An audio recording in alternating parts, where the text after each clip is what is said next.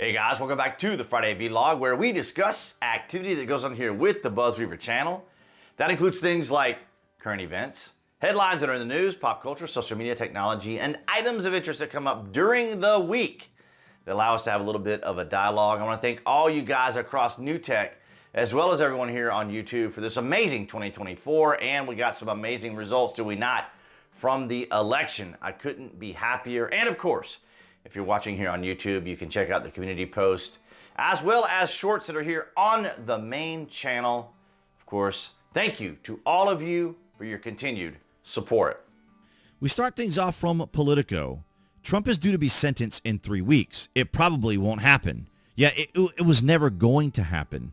You see, ladies and gentlemen, this was never about the rule of law, and it was never about justice.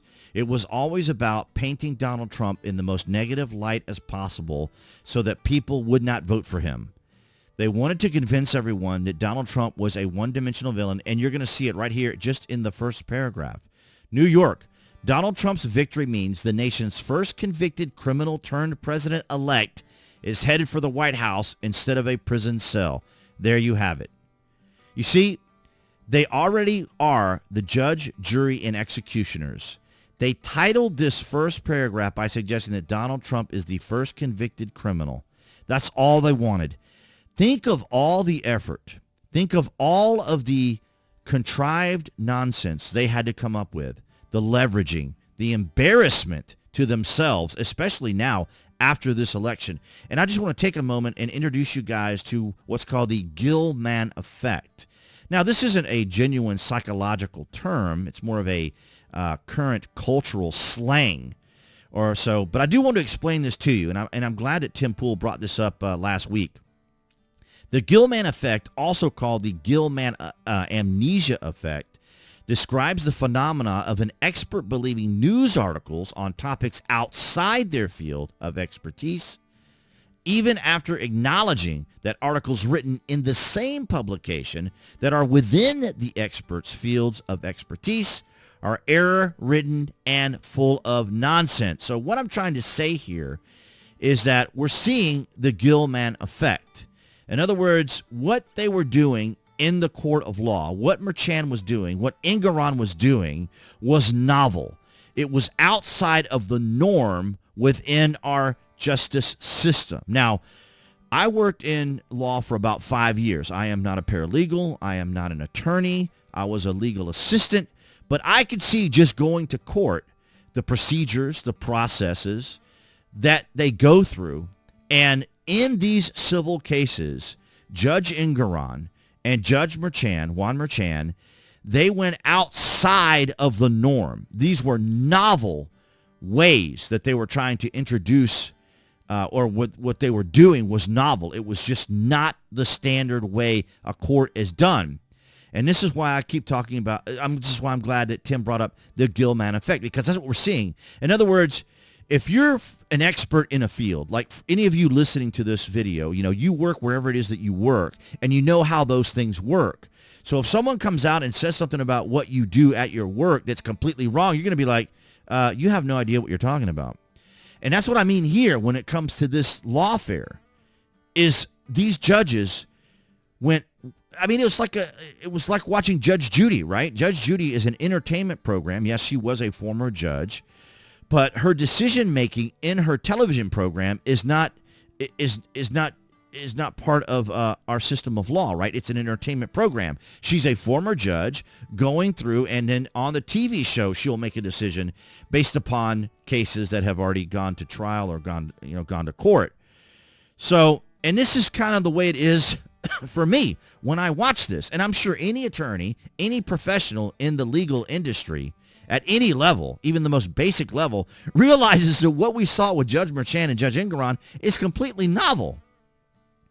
That's because Trump's November 26th sentencing hearing in the hush money case almost certainly won't happen. It was never going to happen. I think any reasonable judge wouldn't sentence the president-elect, said Jill Converser, a retired New York trial judge. Yes, exactly. Any reasonable judge, any reasonable attorney, any reasonable person who worked in law, and just any reasonable person can see the foolishness of what Judge Engoron and Judge Merchan were doing.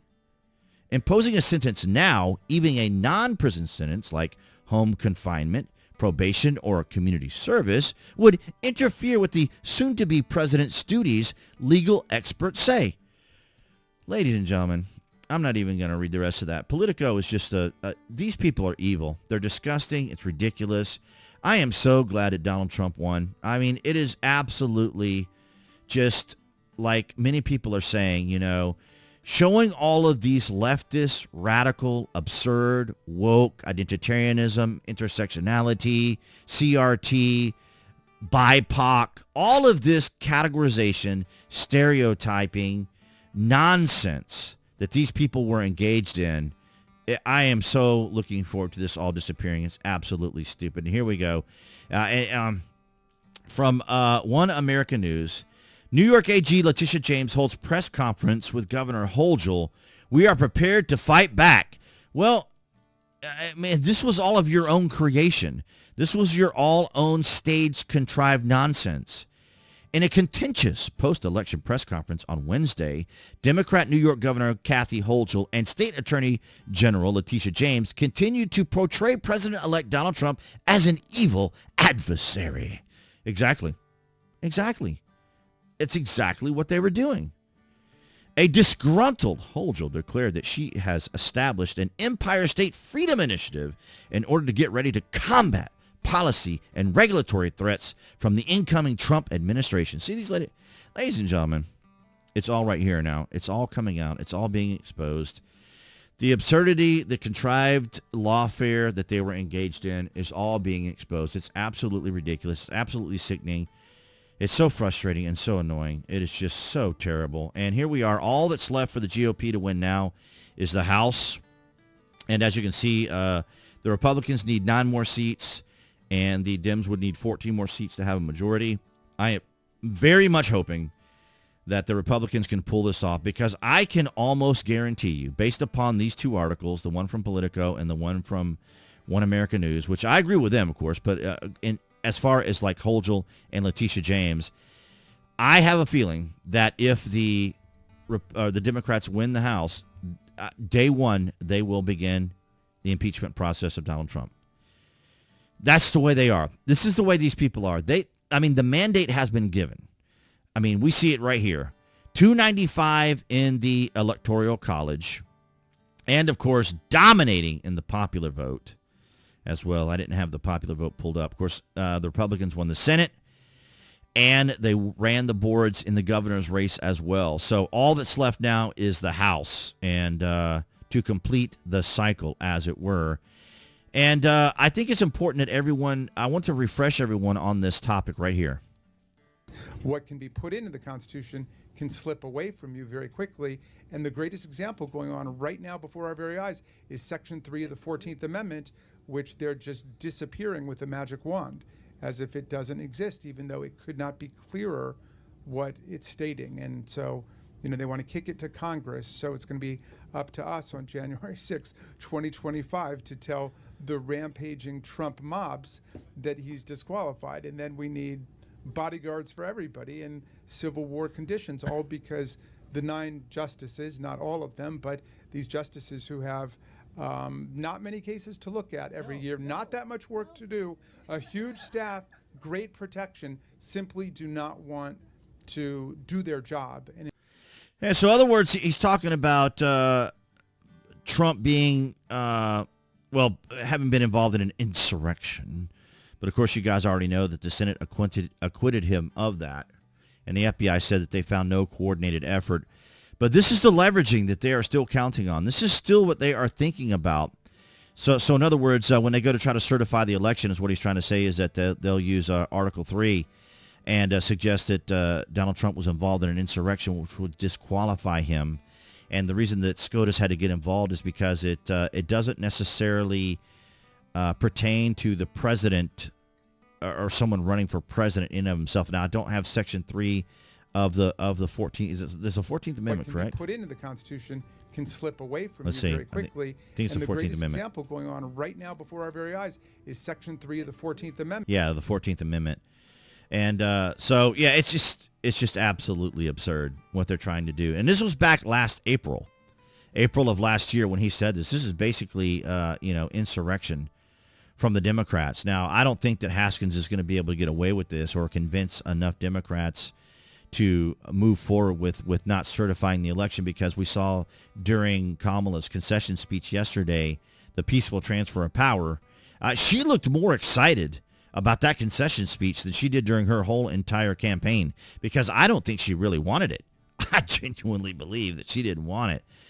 But the idea that Trump would be sentenced is, not going to happen. It was never going to happen. And this is why I was so frustrated by the whole thing. But, I'm glad that everyone figured all that out when they went to their polling stations and voted for Donald J. Trump in overwhelming numbers. Absolutely amazing. And that's what I had for you guys this Friday. All right, guys, so that's going to wrap it up for this Friday vlog. Thank you for the likes, the shares, and the comments. And, of course, below this video, you can find the various social media links that I belong to. That would include things like Amazon. So if you're a Prime member or order frequently from Amazon, my links are down below. You can save my landing page link as your bookmark, which always helps out the channel, as well as if you're interested in a VPN, a virtual private network. I like TrustZone. They're amazing. Great job, great work. New servers they've added. Much faster speed. Really enjoying all of that. And of course, guys, just an amazing 2024 across all new tech, except for the fact that TikTok, my account was suspended yet again on TikTok. So I guess in a way I could look at it and say, well, it's one less thing that I have to deal with. So I'm not seeing TikTok going anywhere now, so probably a waste of my time to even be participating on that platform. But nonetheless, guys, thank you so very much for your continued support. The like, the share, and the comments across all the platforms is an amazing help. What an amazing 2024. What a great outcome. An outcome that it could not have been better. Could not have been better. Appearing there on the screen, that would be the channel icon. You guys can click on that to subscribe if you're watching, of course, on YouTube. And select that notification so you know when there's content here on the channel. And I'll see all you guys behind the Galaxy phone camera next week.